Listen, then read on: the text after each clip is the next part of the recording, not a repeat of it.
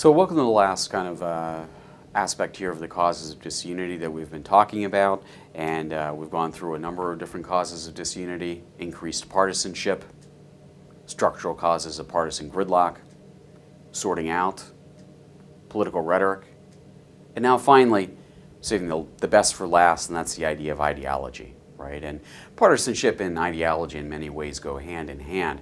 What I'd like to do in this section of the course is essentially take a look at what is it that differentiates conservatives from liberals. How do they use the worldviews that they have in order to be able to make sense of the world and also to apply their values and the premises that they believe to be important?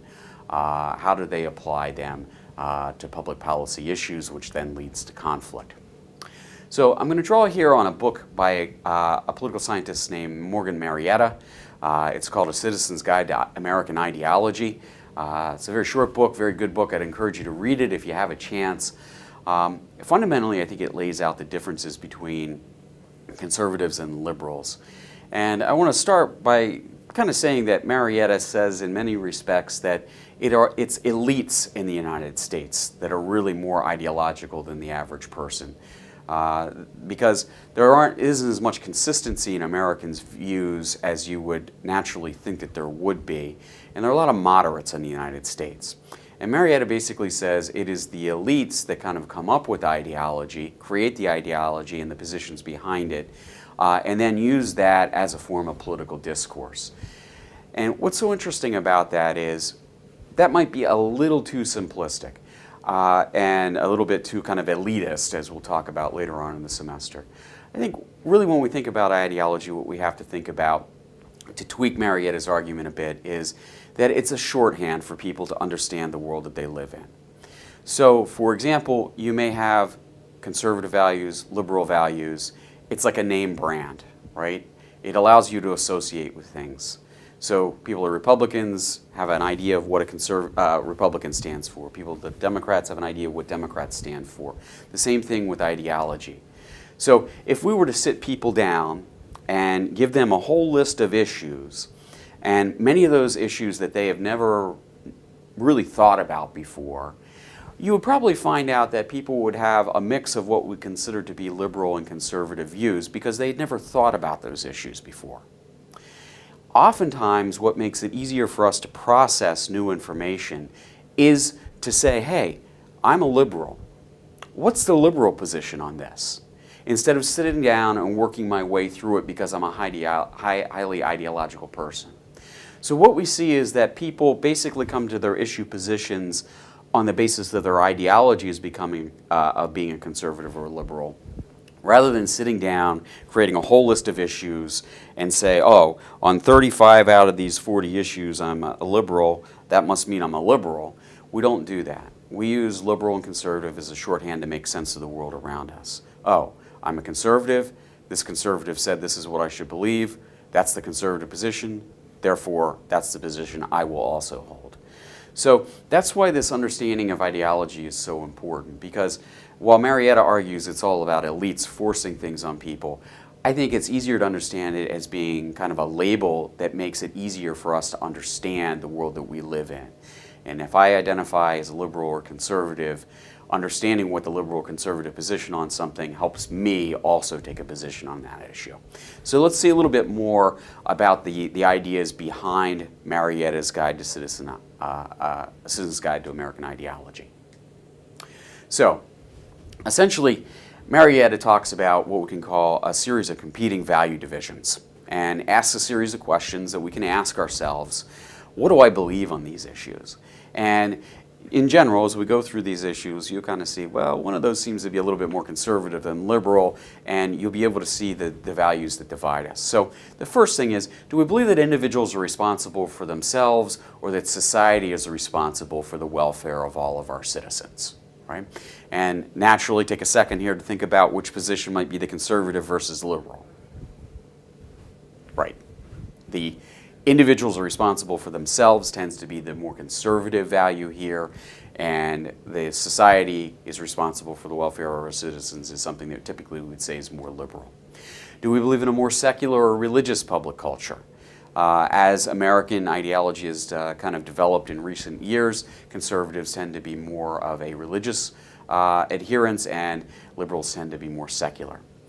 Do we accept that military force is a necessary feature of international affairs, or believe that we should employ force only as an absolute last resort?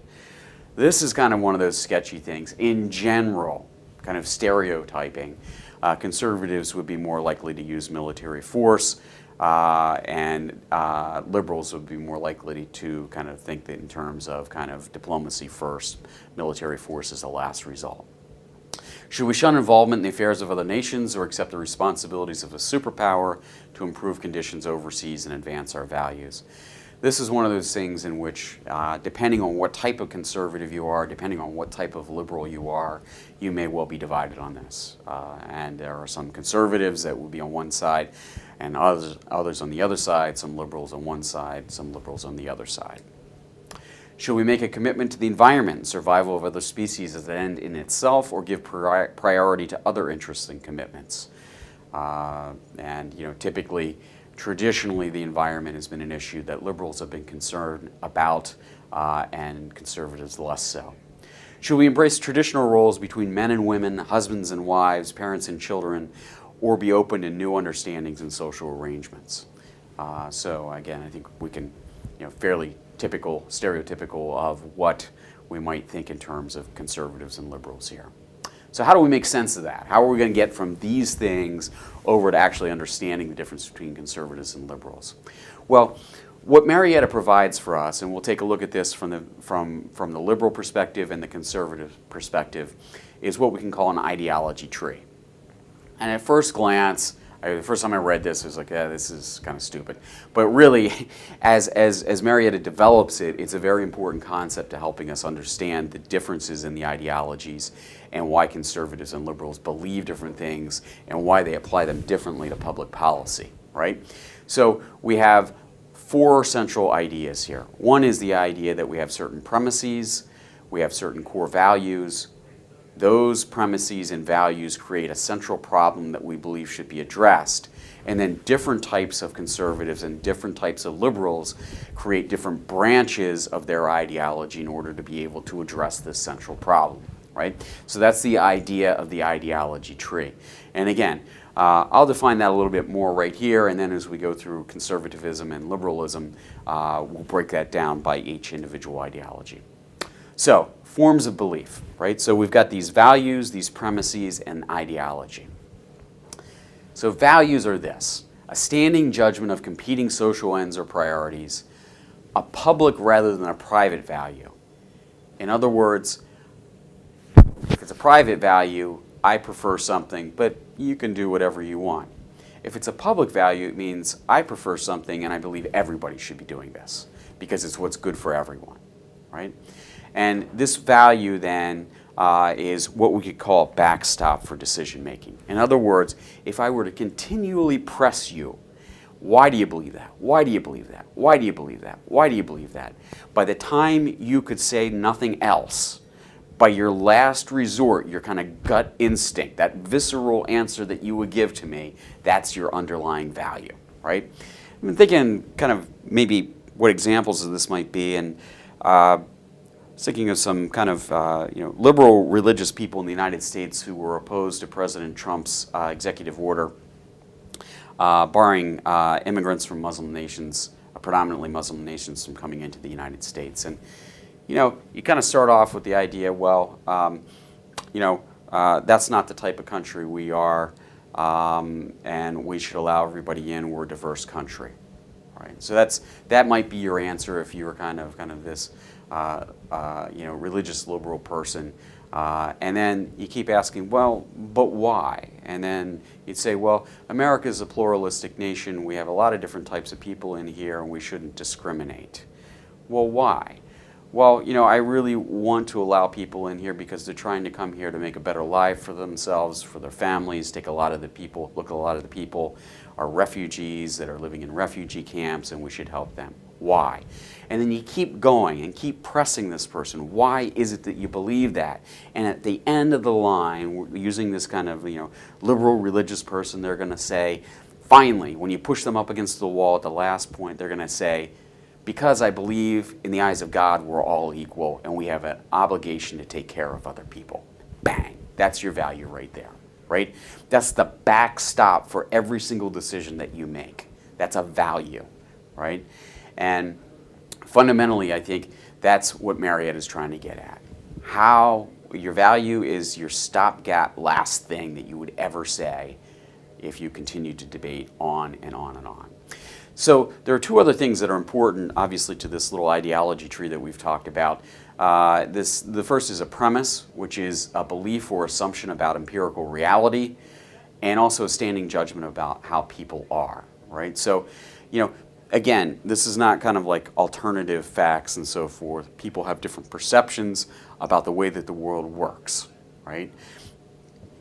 Different perceptions about humanity and how perfectible or non-perfectible we are.